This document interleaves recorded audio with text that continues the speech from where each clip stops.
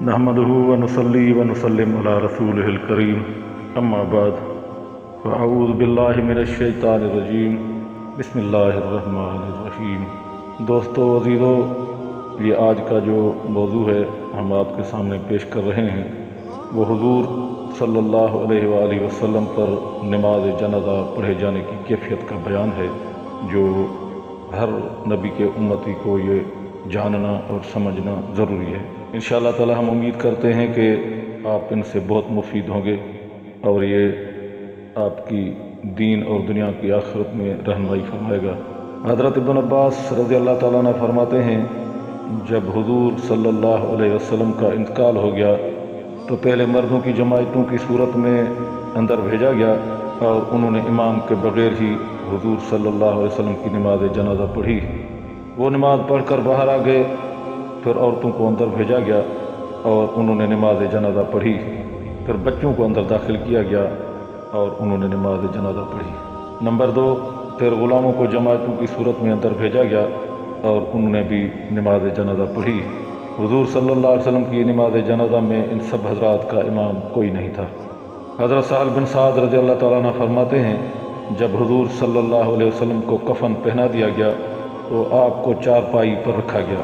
اور پھر وہ چارپائی حضور صلی اللہ علیہ وسلم کی قبر کے کنارے پر رکھ دی گئی۔ پھر لوگ اپنے ساتھیوں کے ساتھ اندر آتے اور اکیلے اکیلے بغیر امام کی نماز پڑھتے۔ حضرت موسیٰ بن محمد بن ابراہیم رحمۃ اللہ علیہ کہتے ہیں،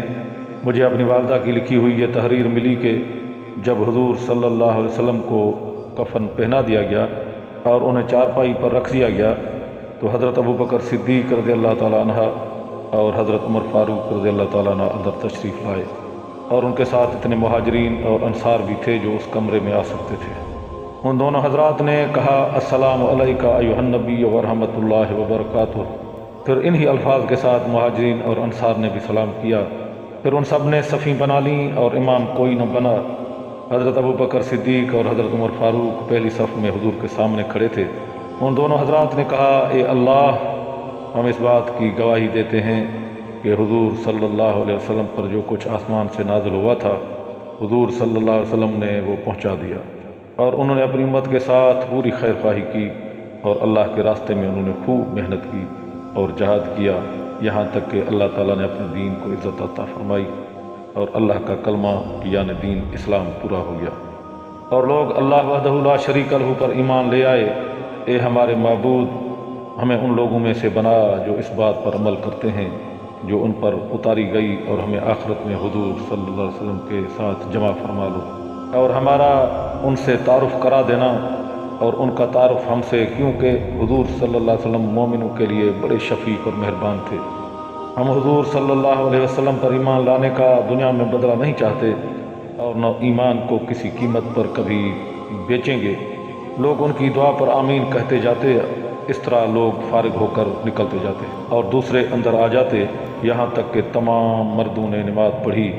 پھر عورتوں نے بھی، بچوں نے بھی نماز پڑھی۔ حضرت علی رضی اللہ تعالیٰ عنہ فرماتے ہیں، جب حضور صلی اللہ علیہ وآلہ وسلم کو چارپائی پر رکھ دیا گیا تو میں نے کہا، حضور صلی اللہ علیہ وسلم کی نماز جنازہ کا کوئی امام نہیں بنے گا، کیونکہ حضور صلی اللہ علیہ وسلم جیسے زندگی میں تمہارے امام تھے ایسے ہی انتقال کے بعد بھی تمہارے امام ہیں۔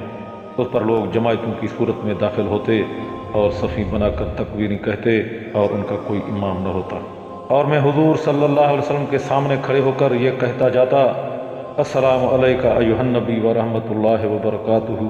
اے اللہ، ہم اس بات کی گواہی دیتے ہیں کہ جو ان پر نازل کیا گیا تھا وہ انہوں نے سارا پہنچا دیا اور اپنی امت کی پوری خیر خواہی کی اور اللہ کے راستے میں خوب محنت کی اور جہاد کیا، یہاں تک کہ اللہ تعالیٰ نے اپنے دین کو عزت عطا فرمائی اور اللہ کا کلمہ پورا ہو گیا۔ اے اللہ، ہمیں ان لوگوں میں سے بنا جو اس وحی کا اتباع کرتے ہیں جو ان پر نازل کی گئی تھی، اور آپ کے بعد ہم کو ثابت قدم رکھ اور آخرت میں ہمیں ان کے ساتھ جمع فرما۔ اور لوگ آمین کہتے جاتے،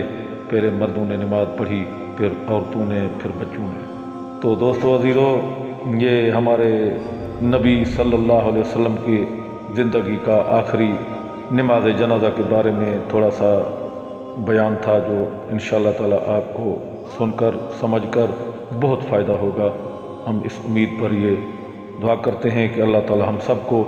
نبی صلی اللہ علیہ وسلم کی اتباع فرمائے۔